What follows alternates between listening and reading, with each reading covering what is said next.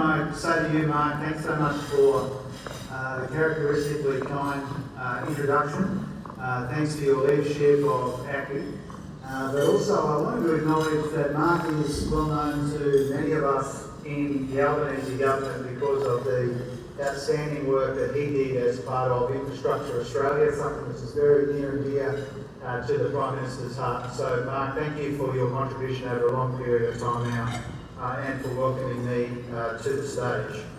I wanted to acknowledge all of the leaders of the state and local chambers as well, particularly single out Heidi Cooper from the best state in the Commonwealth. Thank you for the opportunity to spend time with you this afternoon and with Lockie to talk through some of the issues that I wanted to run through in a broader audience this evening. Acknowledge Jenny Wilkinson, the head of the most important department in the Australian Public Service as well. Thank you, Jenny, for being here. And I also wanted to especially single out Andrew McKellar. And when I was apologising to Andrew a moment ago for missing his remarks earlier on at this dinner, we did point out to each other that we did spend 3 days locked in the cabinet room together, and so I'm relatively confident that I've got a good sense of Andrew's duties as a consequence of that. But I really wanted to acknowledge and express, convey my gratitude to Andrew for the really instrumental role that he played representing you and your interests in the Economic Reform Roundtable just a couple of months ago. So please join me in thanking Andrew for that. And the Ngambri people on their traditional lands. And I also wanted to shout out some ministerial colleagues who are here tonight as well. I see Chris Bowen, I know Anna Lee is here, I see Andrew Charlton. If I've missed any other colleagues, I apologise. I can also see the Shadow Treasurer, Ted O'Brien, here. Thank you for being here, Ted, and also other colleagues from right across the Parliament. Thank you for making time to be here with ACCI friends this evening. To all of the ACCI members who are here tonight, I wanted to thank you for being here, but much more importantly than that, I want to thank you for all of the jobs and opportunities that you create right around Australia. I want to run through these things tonight. Firstly is how we build on momentum in the private sector of our economy.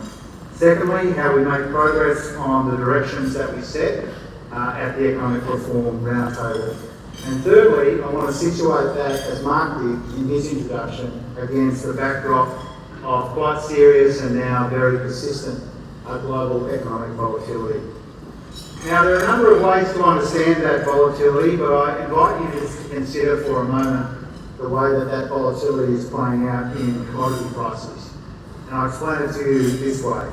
Each week when you're the treasurer, you get in your in-tray one simple page which runs through movements in commodity prices over the week before for about 8 different commodities. So by my count, I've had that brief 179 times in my in-tray. And usually what I do, and I assume what my predecessors used to do, is to look first for the iron ore price at the top of the page. About $96 this week, which isn't bad. But we also particularly attentive, for obvious reasons, to the gas prices, about halfway down the page. Other times it's the barrel price for oil, particularly when conflict in the Middle East flares or tensions in the Strait of Hormuz escalate. But there's one commodity that's been missing from that brief until this week when I asked for it to be added, and that's the gold price. And most of you would know, but perhaps not all of you know, that gold is up almost 50% in the past year. More than $12 billion has been funneled into gold-backed funds in 1 week of this month alone. A year ago, an ounce of gold was about $2,800 US. It took 169 days for it to climb to US 3,300 and 167 days to climb a further $500 US. But the most recent $500 jump in the gold price took just 20 days. And that progress has almost unwound with the big fall in gold over the past fortnight. The reason I start here, the reason we watch the gold price with such interest is because historically, spikes in the price of gold have been a symptom of a big event, or a more substantial global economic shock. In the late 2000s, it was the GFC and its aftermath driving the price of gold bullion up by 50%. 3 decades before that, the Nixon shock kicked off the biggest gold bull run in history, a 19-fold increase in just a decade. It all started when Nixon ended the gold standard in 1971. But it was fueled by 2 oil crises in the Middle East, and it was also sustained by a global battle with inflation. Familiar signs of uncertainty and volatility are visible again across the global economy today, as Mark referenced a moment ago. We're seeing conflicts abroad. We've got governments everywhere managing the aftershocks of the international spike in inflation, and we've got big global shifts in trade. So the gold price is one way to monitor all of this global volatility, but it's not the only way. We see this volatility almost everywhere we look, in the major risk indexes and in markets around the world.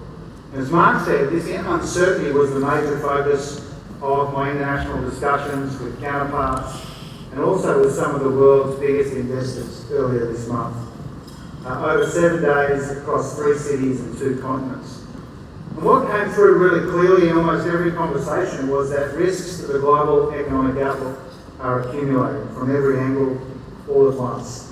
Geopolitical tensions, strains and stresses in financial markets, but also the complex transitions underway in our economies across energy, technology and democracy as well.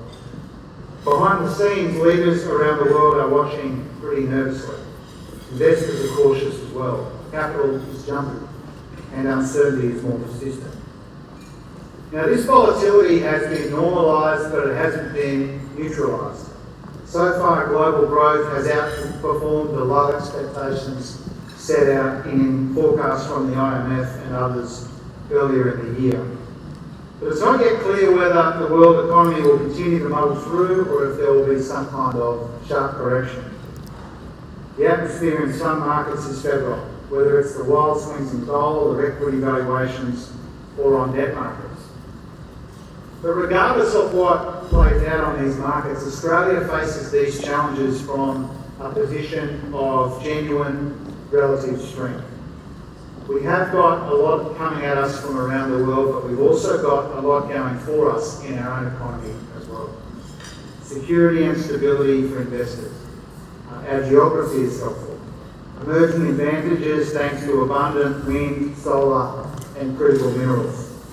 Expertise in AI and data centres, the skills and experience of our workers. And when you look around the world, our macroeconomic and fiscal fundamentals hold us in really good stead as well. We know that there's much more to do in our economy and in our budget, but so far we've seen already the biggest nominal improvement in our budget in a parliamentary term ever. Back-to-back surpluses in our first 2 years and a smaller deficit in our third year, avoiding $188 billion in debt. And just this week, global ratings agencies Fitch reaffirmed our AAA credit rating, meaning Australia is still one of only 9 countries to be rated AAA by all 3 major rating agencies. We've got the lowest average unemployment rate of any government in the last 50 years and more than 1.1 million new jobs created since May 2022. Now, inflation did tick up today in the numbers we received this morning, but underlying inflation is still at the top of the Reserve Bank's target band. Today's result was higher than we'd like, but it was around half of what we inherited a bit over 3 years ago. And the progress that we've made on inflation to date has given the Reserve Bank the confidence to cut rates already 3 times this year. And annual real wages have grown 7 consecutive quarters now. They're now at their strongest rate in 5 years. Now, one of the most pleasing aspects of all of this is that the private sector has now regained its rightful role as the main driver of growth in our economy. This is the private sector recovery that we planned for, prepared for and hoped for, and now we need to sustain the momentum. But we're ahead of schedule. In fact, the Treasury was publishing its mid-year forecast today. It will be downgrading the outlook for public demand and upgrading the outlook for private demand. And this progress is not limited to one part of the private side of the economy either. We see it in household consumption because of the growth in real incomes. We see it across housing and construction because of progress on the costs of building materials and cuts to interest rates. And we see it in business investment as well. Now, public demand put a floor under growth in 2024, and there are good reasons to be grateful for that. Out of 38 OECD economies, Australia is one of only half a dozen not to have experienced any negative quarters of growth in the last 3 years. But for 9 months in a row now, private activity has driven our economic growth. Public demand has made no contribution to growth at all in the last 2 quarters. This is a clear sign that consumption and capital are returning to the private economy in ways that we welcome. Now, we know we shouldn't get ahead of ourselves because these quarterly numbers can bounce around, but the trends now are clear and they are encouraging. For the first time since mid-2023, discretionary household spending is doing more for annual consumption growth than essentials. This is thanks to real wages growth, getting inflation down, our tax cuts, and also the interest rate cuts. And it's the same story in housing. When we came to office, dwelling investment was falling at an annual rate of more than 5%. Today it's growing at 4.8%. That turnaround is across the board. 3 stubborn barriers to construction are all easing. New builds are picking up. Renovation activity is growing by around 5% through the year. And in the labour market, construction job vacancies have halved from their peak, so worker shortages are a little bit less acute. Cost growth is coming down as well. Annual new dwelling construction cost growth has slowed from almost 20% when we were elected to now 1%. And the rate cuts already in the system are helping with financing costs. Now, there's still much further to go to fire up business investment to get the investment that we need, but welcome trends have emerged in the most recent data there as well. Business investment has grown at 3.9% a year on average since we came to office. It was falling 1.3% on average under our predecessors. Investment as a share of the economy has lifted from 11.1% to 12.3%, but we need it to rise further and we need it to rise faster. Now, in the data, we can also see an important shift in the nature of this business investment. Non-mining investment, particularly in renewable energy and technology, is now doing more of the heavy lifting. In fact, it's grown over twice as fast as mining investment since the 2022 election, averaging 9.4% of GDP over the past 3 years. This is the highest 3-year average share of GDP since 2012. The spending on intellectual property like software, data and AI is now almost as big as spending on mining.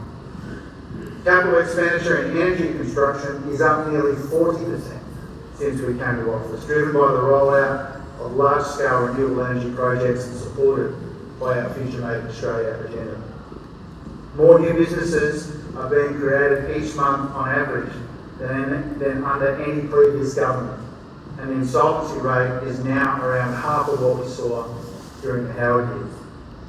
Now, this is a solid foundation for which to meet all of this global economic uncertainty. And again, we know that there is much more to do to keep business investment going. It's getting better, but it's still not strong enough to serve our objectives. We know there's more to do to build more homes and to boost living standards for workers. And we know that the best way to sustain that progress, the most effective way to turn this cyclical recovery into something more structural, is by lifting productivity. And that means attracting even more investment. Now, these were the most important objectives at our Economic Reform Roundtable in August. And I want to thank Andrew again for the key role that he played there. I also wanted to assure you that we are working very hard to do justice to the genuine spirit of collaboration and cooperation that we saw there. There's been a flurry of reform activity in the 2 months since we brought everyone together in the Cabinet room. A massive amount of work is underway, some of it public and much of it quietly behind the scenes. But let me give you a bit of a sense, a bit of a stock take of some of what has been done, what is underway, and And I also want to tell you about two new elements that I'm announcing tonight. Already we've announced we'll slash another 500 nuisance tariffs, taking the total to 1,000. This streamlines $23 billion worth of trade and will save businesses $157 million every year. We've also introduced Katie Gallagher's regulatory reform bill in the Parliament, which will improve the operations of 13 government agencies, help cut compliance costs and unwind some red tape. The investor front door pilot is now up and running to steer major projects through approvals and attract the investment that will power our next wave of growth. Murray Watt will be introducing important changes to the EPBC Act to Parliament tomorrow, which is sooner than we had originally promised. Our major regulators have provided 400 different ideas to wind back regulation where it's unnecessary or duplicative. We've asked the Council of Financial Regulators to help shape these ideas into a package of reforms to make financial regulation more efficient and much more supportive of investment. We're progressing a single national market with state and territory treasurers, including work on road user charging and a more ambitious approach to national competition policy. Claire O'Neill is pausing and streamlining the construction code and working with Murray to clear a backlog of 26,000 homes that are waiting for environmental assessment. Already more than 8,000 homes have been approved since August. Tim Ayres and Andrew Charlton are finalising the AI plan, and Katie's working on a public sector AI strategy to be released by the end of the year as well. Jason Clare and Andrew Giles are leading work on tertiary harmonisation to make it easier for students to move between ZEC and university. And as part of our usual budget processes, we'll continue to engage on ideas for further tax reform and budget sustainability. But tonight I also wanted to tell you about two additional important steps that we are taking out of the roundtable. Firstly, Treasury is starting a new round of consultation on superannuation performance tests. Now, we've made it clear that we're open to considering responsible changes that maintain very high standards and the super fund's responsibilities to members. We are prepared to change it, but we're not prepared to water it down. And we will ask industry and experts for their ideas as we go about it. Treasury will stand up an industry working group to help find consensus. Now, the goal is to refine and strengthen the performance test to make sure that it isn't creating unnecessary obstacles to investment, particularly in key areas like housing and energy. It's about better aligning and unlocking investment that also boosts productivity, while maintaining a robust test and a primary focus on member returns. I also want to tell you about new and substantial progress that we have made on our $900 million National Productivity Fund. We've actually just signed off on the first set of state and territory reforms that will be paid out as part of that fund, and there's more to come. This money only gets paid out when states deliver. I want to give you three examples, three agreements that we've just struck. The Northern Territory Government will now stop unnecessary objections to commercial developments, which could pave the way for more competition in the supermarket sector. The ACT will now identify regulatory barriers to using prefabricated materials to help fast-track housing construction here in the capital. And South Australia has now nominated a suite of zoning reforms which will help businesses redevelop land without needing to get a new permit and speed up the delivery of mixed-use zones, including 3,600 new homes. Now, this isn't even an exhaustive list, but it gives you a really good sense of the reform that we are leveraging and the reform that we're incentivising, working with our state colleagues. It also makes clear that we don't see productivity as the responsibility of one level of government, or indeed one minister or one department. Since the day after the election, we have deliberately made productivity a central objective of our second term agenda.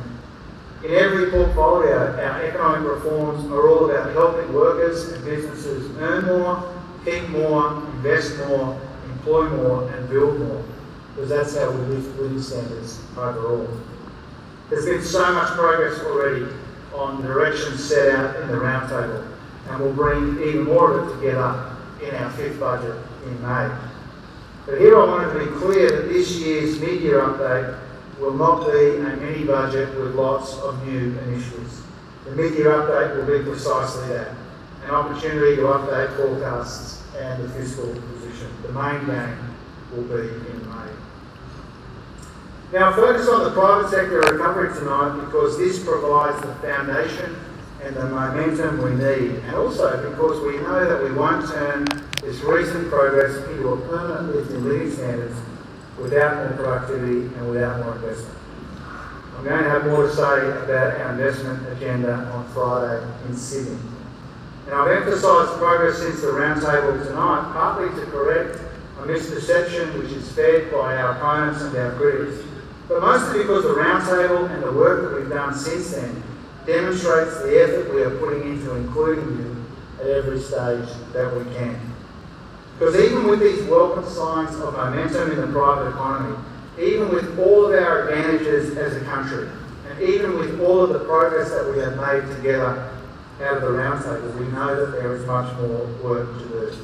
But we also know that that work is best done in the considered, consultative, collaborative and methodical way that defines our government from the Prime Minister down. I've made and we've made a deliberate effort to put Australian businesses at the very centre of our policy development. Not just because we know our future growth depends on your strength, resilience and ingenuity, though it does, but because we know that your involvement at every stage, your insights and your ideas, gives us the best chance of seizing the opportunities in front of us at a really important time for our economy in the world. That's why this working relationship is such a good one, and it's why I'm so grateful for the opportunity to talk through some of these ideas tonight. Thank you so much.